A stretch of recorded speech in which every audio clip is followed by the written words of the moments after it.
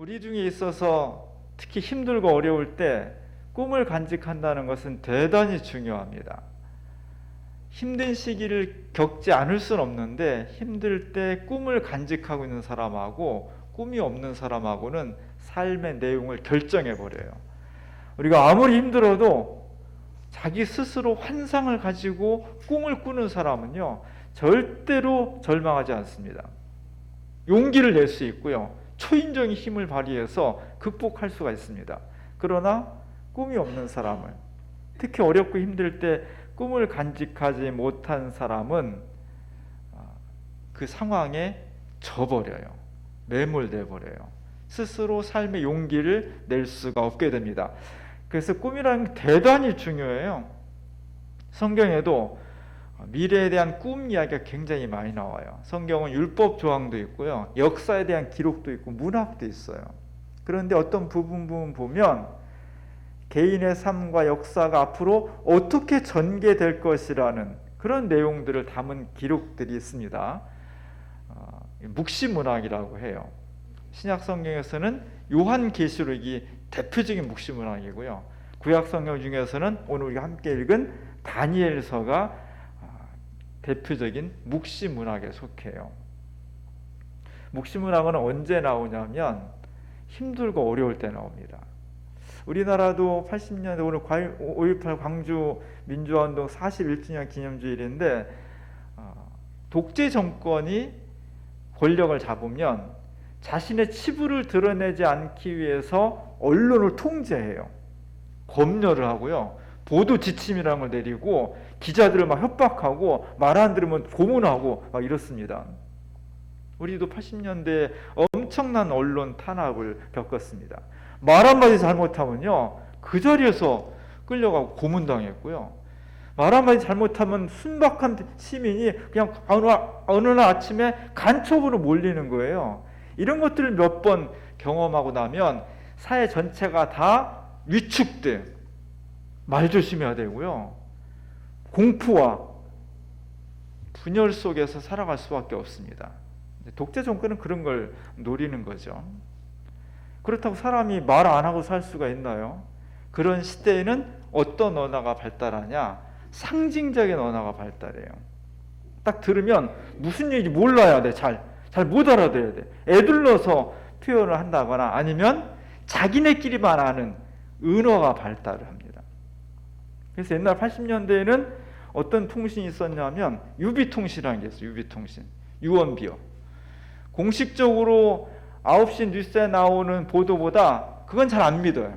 그건 다 거짓말이라는 거예요. 그 대신 은밀하게 유언비어로 막 돌아다니는 이야기들이 진짜다, 사실 그랬습니다. 나중에 다 밝혀지니까 그랬어요.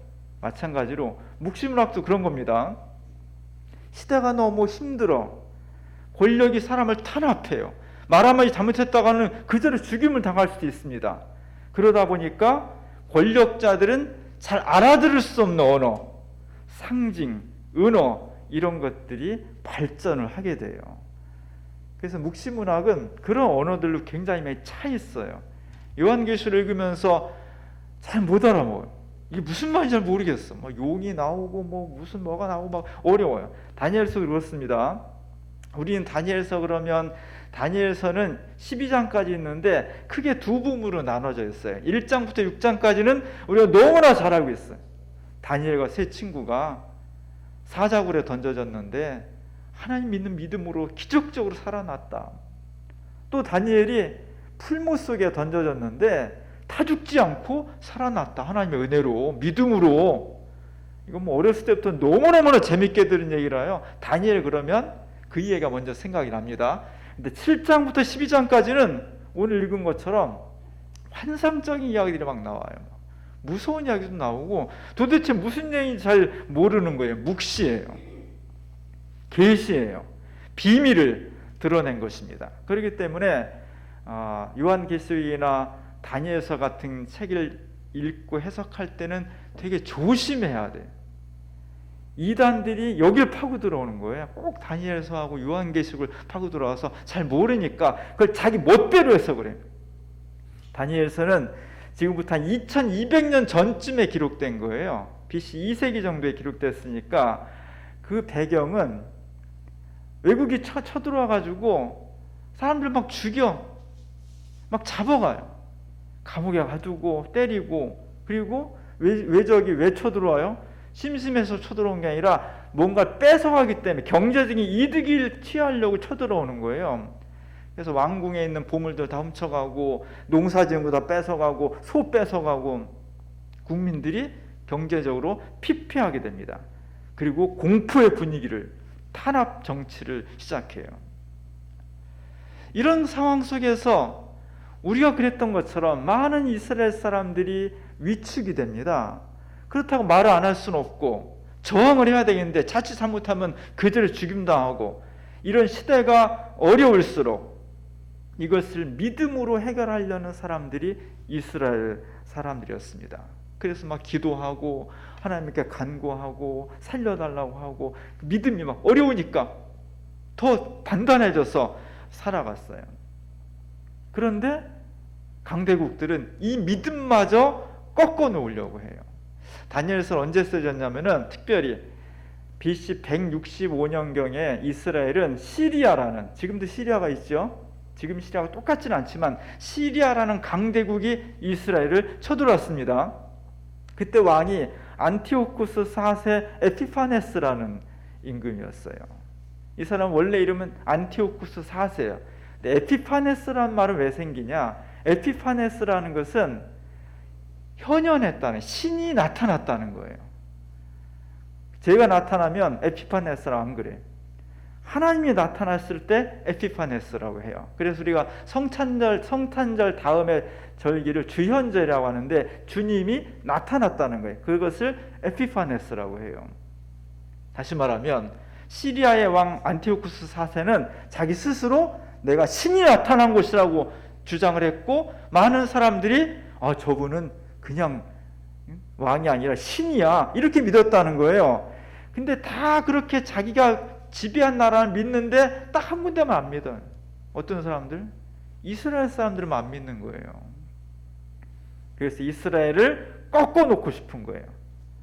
신앙적으로 자존심을 꺾어 놓고 싶은 거예요. 그래서 이스라엘 사람들이 가장 중요하게 여기는 것이 성전인데, 성전 중에서도 하나님을 모시고 있는 지성소, 성전 거기다가 이스라엘 사람들이 부정하다고 생각하는 돼지를 잡아서 피를 뿌려버렸어요. 우상 숭배를 하고 그 핵심에다가 돼지를 잡아버린 거예요. 그럼으로써 시리아 왕 에피파네스가 이스라엘 사람들에게 신앙적으로 강력한 탄압을 가하게 된 거예요. 그래서 에피파네스, 안티오쿠스 4세 에피파네스 나올 때는 돼지를 끌고 나오는 그런 조각상들이 나오는 겁니다. 묵시록은 이렇게 전체적으로 공포 분위기에 있던 사람들이 신앙을 표현하는 거예요. 어떻게? 은밀하게, 상징을 통해서 자기들끼리만 알아들게. 그것이 바로 묵시록입니다. 그래서 묵시록은 저항의 언어예요. 저항의 언어. 제가 오늘 주보 그림에 미켈란젤로가 그린 다니엘을 실었습니다. 다니엘 우리가 청년으로, 젊은 멋지고 아름다운 청년으로 알고 있기 때문에 진짜 얼굴은 모르죠. 사진이 없으니까. 그래서 미켈란젤로가 시스라 성당의 천지창조를 그리고 옆면에 여러 예언자들을 채웠는데 그 중에 하나가 다니엘이었습니다. 다니엘은 젊은 사람으로 나오죠. 다니엘이 오른쪽 얼굴부터 이 목덜미까지 꺼멓게 돼 있는 거는 복원이 잘 안 돼 있고 오랫동안 500년 동안 방치돼 있어가지고 시커멓게 변해서 복원을 했는데도 잘 안 된 거죠. 화가가 왜 저렇게 그렸는지 잘 모르겠어요. 그 뒤편엔 또 좀 애기 같은 검은 어떤 인물이 이렇게 있잖아요. 왜 저걸 그렸는지 잘 모르겠는데 해가 수수께끼가 쌓여있는데 지금 다니엘이 뭔가를 열심히 하고 있어요. 어떻게 알 수 있냐? 미간이 찌푸려져 있잖아요. 우리가 뭔가 글씨가 잘 안 보이고 집중하고자 할 때 편안한 얼굴로 하지 않습니다. 미간을 찌푸리고 집중해서 보는 거예요. 뭔가 잘 안 돼. 평탄치가 않아요. 되긴 되는데 쉽지가 않은 거예요. 그렇습니다. 다니엘이 지금 편안한 시대에 부름받은 것이 아니라 극도의 공포와 아픔의 시기에 어두운 시기에 지금 하나님의 말씀을 증거하라고 부름받은 사명자예요. 그 길이 꽃길이겠어요? 두렵고 힘들고 그만두고 싶고 버리고 싶고 이런 거죠. 우리는 그런 어떤 부름의 전통 위에 서 있는 겁니다. 이 다니엘이 지금 눈을 가늘게 뜨고 초집중을 하면서 보고 있어요. 서판에다가 종이를 대고 묵시를 쓰고 있는 거예요. 그 말씀은 비밀의 말씀이에요. 앞으로 이스라엘이 어떻게 될지, 이 역사가 어떻게 변화될지, 어떤 변화가 앞에 닥칠지를 그것을 기록한 책입니다. 그리고 그 밑에는 하나의 두루마리가 또 하나 있죠. 그래서 이미 하나를 써놓은 거고, 이 예언자는 지금 하나님의 말씀, 이 묵시의 말씀을 제대로 옮겨 적기 위해서 온갖 집중을 하고 있는 거예요. 예언자는 그런 겁니다. 세상의 여러 가지 일에 신경을 잡다하게 쓰는 사람이 아니라 오직 하나, 나를 부르신 하나님의 음성에 자신의 인생에 초점을 맞추는 사람이 예언자예요. 교회는 뭐냐? 교회는 여러 가지 관심을 가질 수도 있지만 오직 예수 그리스도의 이 시대를 향한, 나를 향한, 이 시대를 향한 음성에 내 모든 초점을 맞추는 거예요. 눈길을, 인상을 써가면서 그걸 알아내기 위해서 온 초점을 맞추는 사람이 그리스도인이고, 그 사람들의 모임이 교회가 되는 겁니다. 이 화가는, 미켈란젤로는 굉장히 그 해부학을 열심히 한 사람이에요. 지금도 해부가 쉽지 않지만 500년 전에 해부학은요, 사람 몸에다 칼을 대서 막 뜯어보고 하는 게 범죄 시대였기 때문에 쉽지 않은 거였어요. 그래서 몰래 시체를, 그 노숙인이나 뭐 이런 사람들 시체를 사가지고 그걸 막 해부하는 거예요. 내가 해부해 보니까 사람의 뼈는 이렇게 돼 있고 힘줄은 이렇게 돼 있고 이런 자세는 근육이 이렇게 뭉쳐 있고 뭐 이런 거를 막 표현하는 거죠. 그래서 이 사람이 지금 왼손으로 탁 이렇게 놓여 있는데 되게 어려운 포즈에서 이게 책을 잡고 있죠. 그 밑에는 누군지 모르지만 근육질의 어린아이가 지금 이 책을 이렇게 막 끌어내리려고 하잖아요. 아마도 제 생각에는 저것이 인류 역사가 어떻게 될지를, 이 암흑의 시대야, 이 암흑의 시대가 어떻게 펼쳐질지를 적어놓은 비밀의 책일 거예요. 그걸 지금 다니엘이 서판에서 종이에다가 두루마리에다가 옮겨 적는 거죠. 고된 작업입니다. 쉽지 않은 작업이에요. 교회의 선교 사역은요, 쉽지 않습니다. 어려워요. 이 시대를 구원하는 일이, 내가 구원받고 나뿐만 아니라 이 시대의 어둠을 구원하는 일이 쉽겠어요? 어려운 일이에요. 어렵기 때문에 우리는 정신을 바짝 차려야 되고, 부름받은 자의 사명자로서 하나님께 권능과 도움을 요청하는 공동체가 되어야 되는 겁니다. 중요한 것은 이 다니엘이 꿈을 꾸는, 꿈을 보고 환상을 보는 것이 밤이었다는 거예요. 밤의 환상을 보았다는 겁니다. 요즘 우리나라 지금 우리가 민주화운동 41주년도 맞이하고 있지만 아시아의 미얀마가 지금 넉 달째 지금 민주화운동을 벌이고 있습니다. 처음에 우리도 많은 관심을 갖고 전 세계가 이래서 기도하고 또 모금도 하고 관심을 가졌지만 시간이 지날수록 관심과 격려는 떨어질 수밖에 없는 거예요. 그럴수록 그 나라 사람들은 저항하면서 두려움에 사로잡힐 수밖에 없는 겁니다. 우리가 이미 40년 전에 경험을 했잖아요. 똑같은 게 지금 나타나는 거거든요. 군부 독재자들이 총을 가지고 칼을 차고 탱크로 밀고 들어와서 아무런 저항 능력도 없는 시민들을 대한다는 것이 얼마나 두렵고 힘든 것인가를 우리는 잘 알고 있습니다. 이런 고통과 아픔 가운데에서 새로운 환상을 보는 사람이 예언자예요. 그렇게 칠흑같이 어둡고 힘든 가운데에서 죽음이 왔다 갔다 하고 두렵지만 그 속에서 새로운 날들을 계속해서 끄집어 올리는 사람이 예언자예요. 오늘 다니엘은 그렇게 말하고 있는 겁니다. 7장 13절에서 내가 또 밤 환상 중에 보았다. 환상을 언제 보았다? 환상은 비전이에요. 환상은 꿈이에요. 언제 봐요, 꿈을? 찬란한 막 5월에 실록이 우거지고 너무너무 태평하고 행복하고 막 노래가 절로 나오는 그런 때 환상을 보는 게 아니에요. 너무 어둡고 어디로 가야 할지 모르고 몸이 아프고 두렵고 죽음이 왔다 갔다 하고 이런 상황 속에서 환상을 보는 겁니다. 교회의 환상은 이런 거예요. 교회의 꿈은 이런 거예요. 기독교인이 이렇게 어두운 시대를 새롭게 만들어 갈 수 있는 비전을 제시해 주는 것이 기독교인입니다. 1980년 5월은 진짜 밤 같았죠. 정말 밤 같은 그런 시대 상황이었습니다. 그렇기 때문에 군부 독재에 저항한다는 것은 목숨을 거는 행위였고 실제로 광주에서는 수많은 사람들이 다치고 죽고 행방불명되고 안매장되고 그랬습니다.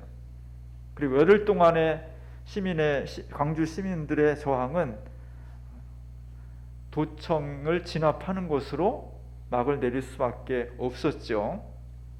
전두환이 물러간 것도 아니고 광주는 오랫동안 불명예스럽게 폭도로서 졌습니다. 그리고 끝났죠. 그럼 이게 끝이냐? 그러지 않았습니다. 아시아의 수많은 나라들이 지금도 민주화 운동을 하고 있고 인권과 평화를 위해서 싸우고 있지만 대부분의 나라들이 민주화에 성공하지 못했어요. 우리나라만 성공을 한 거예요. 왜 그랬느냐? 그 속에 이후에 87년도에 60민주항쟁, 그 다음에 몇 년 전에 촛불혁명에 이르기까지 그 바닥에는요 1980년 광주 5.18 민주화 운동이 지하수처럼 흐르고 있는 거예요. 겉으로는 사라졌지만, 겉으로는 진 것처럼 보이지만 거기에 그 정신이, 그 희생이, 그 열정이 우리 국민들 속에 그대로 살아남아서 87 민주화 운동으로 다시 펼쳐진 거고요. 다시 촛불혁명의 기운으로 일어난 거예요. 다시 말하면 5.18 민주화 운동은 캄캄한 우리 역사에 새로운 비전을 제시해 준 것입니다. 군부 독재가 정말 엄하게 우리나라 사회를 옥죄고 있을 때 광주 시민들은 그 어두움 속에서 새로운 비전을 본 거예요. 이것이, 이 비전이, 이 환상이 모두가 다 숨죽일 수밖에 없고 두려움과 공포 속에 있을 수밖에 없었지만 사람들을 일어나게 한 거예요. 이것이 기독교 정신하고 연결이 되는 겁니다. 2200년 전에 다니엘이 보았던, 정말 엄혹한 시절에 보았던 다니엘의 환상을 1980년도에 광주 시민들이 본 거예요. 이것이 두렵고 힘들고 고난 속에 차 있는 삶과 역사를 꿰뚫고 일어날 수 있게 하는 힘이 되었다는 겁니다. 역사는 벌써 41년이 지났어요. 역사는 잊혀지게 되어 있습니다. 1980년도에 5.18 광주 나왔을 때 제가 고등학교 2학년이었어요. 저는 진짜 광주 사람들이 다 폭도인 줄 알고 다 간첩인 줄 알았어요. 뉴스에 다 그렇게 나오니까 아무도 주변에 그런 얘기 안 해주니까 그래서 정말 광주 사람 나쁜 사람들이야. 전두환이 있어야 우리가 나라가 안정될 수 있어. 뭐 이런 생각을 가지고 살았죠. 그러다가 대학 들어가 보니까 그것이 다 거짓말이었다는 거예요. 진실은 그렇게 총칼에 맞고 죽임 당하면서 끌려갔던 광주 시민들이 민주화를 위해서 헌신했던 사람들이었고 그들은 무력을 짓밟은 사람들이 권력의 화신들이었고 나쁜 놈들이었다는 것을 나중에 알게 되었습니다. 그래서 저희는 젊은 시절을 5.18의 정신 속에서 살게 되었고 그것이 지금까지도 우리 세대의 인생에 영향을 끼치고 있다고 생각해요. 그래서 그 세대가 보통 우리 86세대라고 하죠. 지금 정치, 사회, 경제 모든 분야에서 상당한 역할들을 하고 있습니다. 우리 전 세대는 어떤 세대예요? 4.19 세대죠. 4.19 세대. 근데 가만히 생각해 보면 4.19 혁명이라는 것이 대단했던 거예요. 20년 전에 훨씬 더 민주의식이 또 논리적으로 제도적으로 확보되어 있지 않은 상태에서 1961년도에 학생들이 중심이 돼서 정말 공고한 권력이었던 이승만 정권을 무너뜨렸잖아요. 그럼 물러갔잖아요. 그리고 한 군데서만 일어나는 것이 아니라 서울과 부산, 마산 여러 군데서 동시다발적으로 일어난 대단한 사건이 4.19 혁명이었습니다. 생각해보면, 역사적으로 생각하면 4.19 혁명이 대단한 거예요. 근데 저는 4.19 혁명보다는 5.18 광주민주화운동이 훨씬 더 가깝게 느껴지고 있고 훨씬 더 영향을 많이 주고 있어요. 왜? 제가 태어난, 자라는 세대가 그 세대니까. 제 윗세대, 제 20년 전 선배들은 4.19 혁명이 훨씬 더 가까이 다가왔을 거고요. 저는 그러고 싶어도 그게 안 돼. 연결은 돼 있지만 똑같은 건 아니거든요. 우리 모두가 다 한계가 있기 때문이에요. 다시 말하면 2020년도에 청년으로 살아가는 사람들에게 왜 너네는 5.18 광주를 모르냐, 왜 역사의식이 없냐, 이런 얘기 너무 무리하게 해서는 안 된다는 거예요. 왜냐하면 사람은 다 한계가 있기 때문이에요. 우리는 다 그것을 알 수가 없어요. 그래서 교육이 중요한 거예요. 사람은 다 직접 경험할 수 없지만 지나간 사건이고 지나간 것이지만 다시 오늘에 되살려서 부활시켜내는 것, 그것의 의미를 다시 한번 되새기게 하는 것, 이것이 교육자의 책임이에요.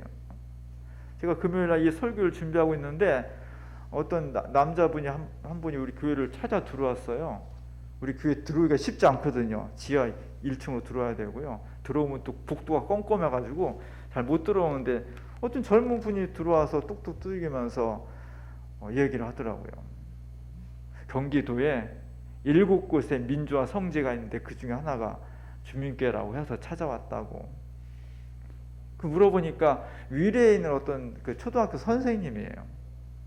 와서 얘기를 쭉 듣고 보니까 정말 주민교회가 큰 교회는 아니지만 역사 속에서 대단히 큰 역할을 했다는 것을 다시 한번 감동을 받고 돌아갔습니다.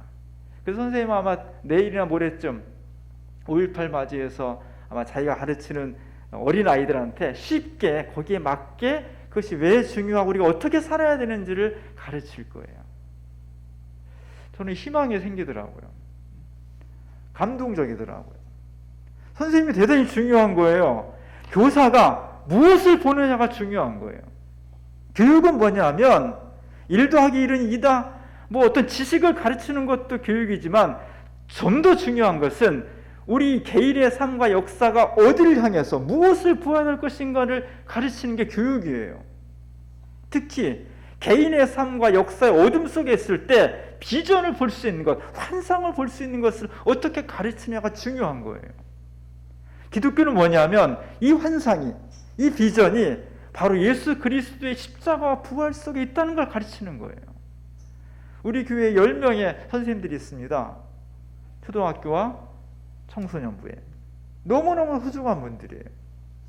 교회가 그 선생님들한테 노력하는 만큼 제대로 보상을 해주지 못해 늘 미안하지만 우리가 말이라도 기도하면서 정말 선생님들의 수고를 격려해 줘야 돼요. 왜냐하면 이 선생님들이 무엇을 가르치느냐가, 무엇을 보느냐가 우리 아이들의 인생과 미래를 결정하기 때문이에요. 기독교는 뭐냐면 다니엘이 보았던 그 환상이 바로 예수 그리스도의 삶과 십자가와 부활을 통해서 이루어졌다고 믿는 거예요. 그 믿음을 받아들이는 사람들이 그리스도인입니다. 다니엘은 정말 칠흑 같은 어둠이었었고요. 예수님도 칠흑 같은 어둠 속에 무덤에 3일 동안 갇혀 있었습니다. 죽었습니다. 다시 일어났다는 거예요. 그리고 우리의 새로운 생명을, 새로운 역사를 가르쳐 주신다는 겁니다. 우리를 그쪽으로 인도한다는 거예요. 이 비전을 갖고 있으면요, 몸이 아프고 가난하고 시대가 절망적이고 취업이 안 되고 이런다고 절망 속에 놓여 있지 않습니다. 다시 일어납니다. 우리는 무엇을 가르쳐야 되는가? 개인의 삶이든 역사적 사건이든 아주 어둡고 절망적일 때 우리는 정말 예수 이름으로 다시 비전을 보는 거예요. 다시 환상을 보는 거예요.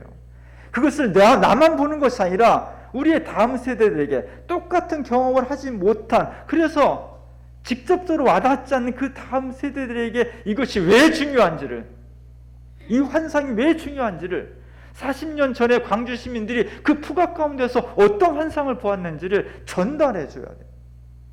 그래서 간접적이지만 우리 다음 세대들도 그 가슴 속에, 그 영혼 속에 새로운 환상을 볼 수 있는 힘을 길러줘야 돼요. 그게 교회가 존재하는 중요한 이유입니다.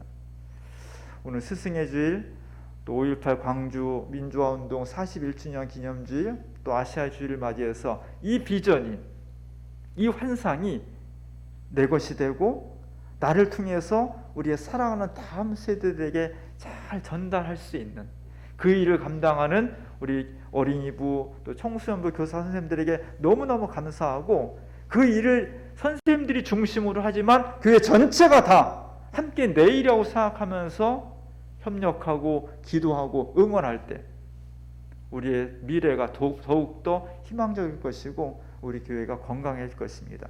이 놀라운 역사가 오늘 우리 가운데 일어날 수 있기를 주님의 이름으로 간절히 축원합니다. 기도하겠습니다. 캄캄한 어둠 속에서 하나님께서 다니엘에게 환상을 보여주셨습니다.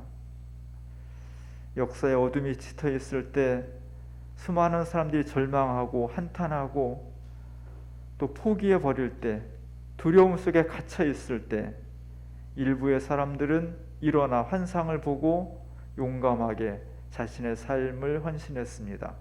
그 결과를 우리가 달콤한 결과를 누리고 있습니다. 주여, 저희들에게 눈을 열어 주시옵소서. 어두운 시대일수록, 힘겹고 고통스러운 삶일수록 그곳에 매몰당하지 않게 하시고 환상을 볼 수 있는 믿음을 주시옵소서. 죽음의 고통 가운데서도 갇혀있지 않고 다시 부활하신 예수님을 바라보면서 우리 개인의 삶과 역사 속에 새로운 환상을 만들게 하시옵소서. 그 일을 감당하는 선생님들, 또 선생님들을 통해서 교육받는 우리 어린이들, 청소년들을 위해 은혜와 진리를, 믿음을 충만히 내리워 주시옵소서. 예수님의 이름으로 간절히 기도합니다. 아멘.